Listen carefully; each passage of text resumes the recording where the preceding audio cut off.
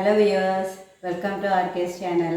വീണ്ടും ഒരു പുതിയ വീഡിയോവുമായി വന്നിരിക്കുകയാണ്.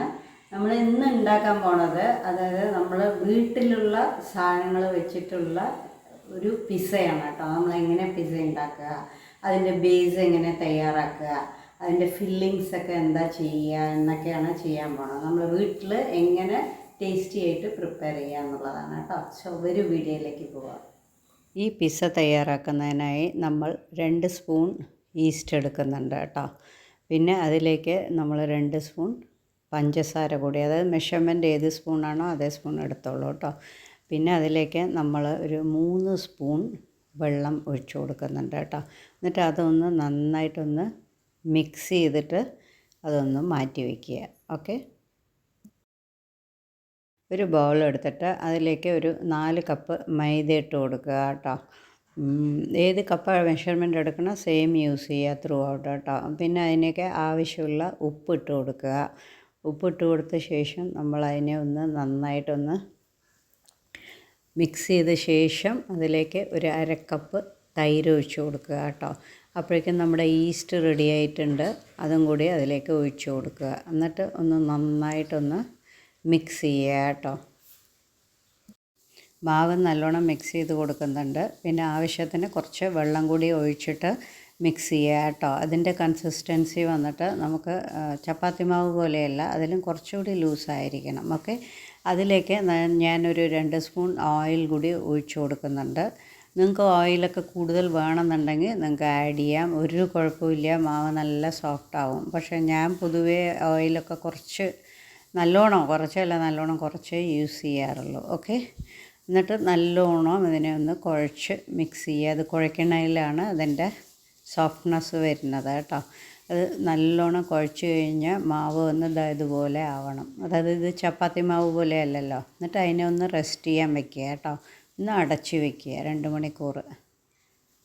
ഇതിപ്പോൾ ഏകദേശം ഒരു 2 മണിക്കൂർ കഴിഞ്ഞു. ഇതാ മാവൊക്കെ നല്ല സോഫ്റ്റായിട്ടുണ്ട്. ഓക്കെ, ഇതാ കണ്ടില്ലേ, കൺസിസ്റ്റൻസി ഇങ്ങനെ ആയിരിക്കണം. ഓക്കെ, ഇത് ഏകദേശം ഒരു മീഡിയം സൈസ് പിസ്സ 10 to 12 വരും. അതിൻ്റെ കണക്കാണ് ഞാൻ ഇപ്പോൾ പറഞ്ഞത് കേട്ടോ. മാവ് കയ്യിലെടുക്കുമ്പോൾ ഇതുപോലെ വീഴണം. എന്നിട്ട് ഞാനിന്ന് മറ്റേ ഇടിയാപ്പ സ്റ്റാൻഡ് ഉണ്ടാവുമല്ലോ, അതിലാണ് ഉണ്ടാക്കണം കേട്ടോ. അതിൻ്റെ തട്ടിലാണ് ഞാൻ ഉണ്ടാക്കണം. മാവ് കുറച്ചായിട്ട് എടുത്ത് ആ പ്ലേറ്റിൽ കുറച്ച് ഓയിൽ സ്പ്രെഡ് ചെയ്ത് കൊടുക്കുക. എന്നിട്ട് ഈ മാവെടുത്ത് അതിലേക്ക് കുറച്ച് കട്ടിയിൽ വേണം പരത്താൻ. പിസ്സയുടെ ബേസ് വന്ന് കുറച്ച് നല്ല കട്ടിയായിരിക്കണം കേട്ടോ. സോ കുറച്ച് ബേസ് നല്ല കട്ടിയിൽ പരത്തി കൊടുക്കുക. എല്ലാം അതുപോലെ നമുക്ക് ചെയ്തെടുക്കുക. അപ്പോൾ അതെൻ്റെ കയ്യിൽ ഇടിയാപ്പ സ്റ്റാൻഡ് 3 എണ്ണം ഉണ്ട്.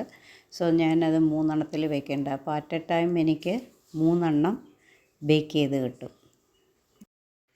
ഇപ്പോൾ ഇടിയപ്പം സ്റ്റാൻഡിൽ ഒരു 3 പിസ്സ ബേസ് വെച്ചിട്ടുണ്ട്. ഇനി നമ്മളൊരു പാത്രം പ്രീ ഹീറ്റ് ചെയ്യാൻ വെക്കുക കേട്ടോ.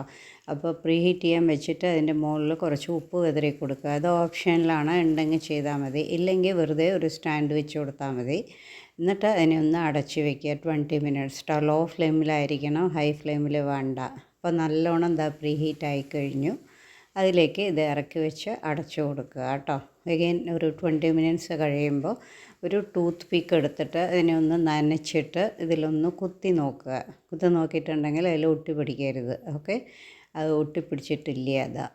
അപ്പോൾ അത് റെഡിയായി. ഓക്കെ, അപ്പോൾ നമുക്ക് അടിപൊളിയായിട്ട് പിസ്സ ബേസ് തയ്യാറാണ്. നന്നായി വന്നിട്ടുണ്ട്. ഷേപ്പും എല്ലാം നല്ല റൗണ്ട് ഷേപ്പായിട്ട് കിട്ടിയിട്ടുണ്ട്. ഓക്കെ, നമുക്ക് വേറൊരു വിധം കൂടി ഇതിൻ്റെ ബേസ് ഉണ്ടാക്കാൻ പറ്റും. നമ്മളൊരു നോൺ സ്റ്റിക്ക് തവയിൽ കുറച്ച് ഓയിൽ സ്പ്രെഡ് ചെയ്ത് കൊടുത്തിട്ട് അതിലേക്ക് ഈ മാവ് ഇങ്ങനെ ഒന്ന് പരത്തി കൊടുക്കുക കൈ കൊണ്ട് തന്നെ കേട്ടോ. എന്നിട്ടൊന്ന് അടച്ച് വെക്കുക. അടച്ച് വെച്ച് ഒരു 2-3 മിനിറ്റ്സ് കഴിഞ്ഞ് കഴിഞ്ഞാൽ അത് റെഡിയായിട്ടുണ്ട്. നല്ലൊരു ബേസ് റെഡിയായി. ഇനി നമുക്ക് അതിലേക്ക് ടോപ്പിൽ ഫില്ലിങ് വയ്ക്കുക. അത്രയേ ഉള്ളൂ. പനീർ എടുത്തിട്ട് അതിനെ ഒന്ന് തവയിലിട്ടിട്ട് അതിനെ ഒന്ന് ടോസ്റ്റ് ചെയ്തെടുക്കുക കേട്ടോ. നല്ലോണം ഒന്ന് റോസ്റ്റ് ആവണം. അതിൻ്റെ ഒന്ന് വൈറ്റ് കളറൊക്കെ മാറി നല്ലൊരു കളർ വരണം കേട്ടോ. അതിനെ ഒന്ന് മാറ്റി വയ്ക്കുക. എന്നിട്ട് നമ്മൾ ഒരു തവയിലേക്ക് ഈ ഉണ്ടാക്കി വെച്ച ബേസ് വെച്ച് കൊടുക്കുക കേട്ടോ.